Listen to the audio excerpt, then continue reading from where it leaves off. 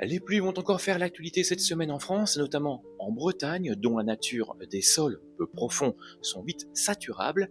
Ils sont faits de granit et de schiste, des nappes peu poreuses, donc pas comme les sols calcaires ou sableux. Résultat, l'eau s'infiltre au début, puis elle bute rapidement sur une couche imperméable.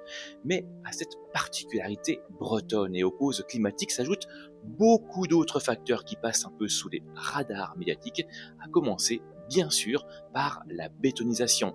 Les sols n'absorbent plus, l'eau ruisselle et le ruissellement devient dans certains cas torrentiel. Mais s'arrêter là ne suffit pas. L'angle mort de ces événements, c'est ce que nous avons infligé à nos rivières qui sont canalisées, endiguées, verrouillées par des barrages. Elles sont mises sous pression. Elles sont aussi coupées de leurs zones humides. Les zones humides, ce sont ces zones de transition entre la terre et l'eau. Ce sont les marais, les mares, les bras morts des feuves. Ce sont elles qui ralentissent l'eau et qui amortissent les crues.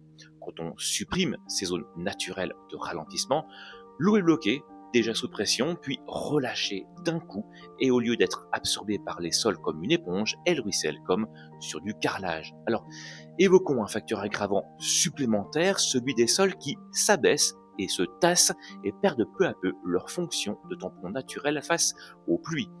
Prenons l'exemple de la région agricole majeure comme la Beauce. Le niveau du sol a baissé de plusieurs centimètres en quelques décennies. Pourquoi ?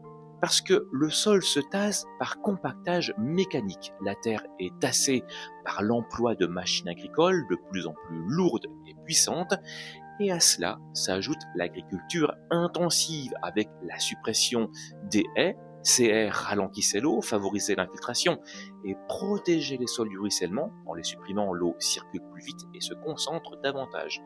Il y a également la perte de matière organique due à la réduction du nombre d'organismes en décomposition, ce qui fragilise la structure et la porosité des sols. Et enfin, il y a l'épandage de fertilisants et de pesticides causant la disparition de la biodiversité des sols, comme les vers de terre, les racines ou les micro-organismes.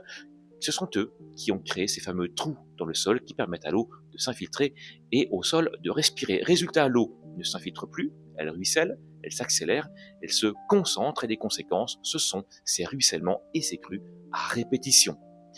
Un sol vivant, c'est finalement comme une éponge, tandis qu'un sol mort, plutôt comme un carrelage. Le climat change donc, il révèle et accélère la fragilité de nos territoires.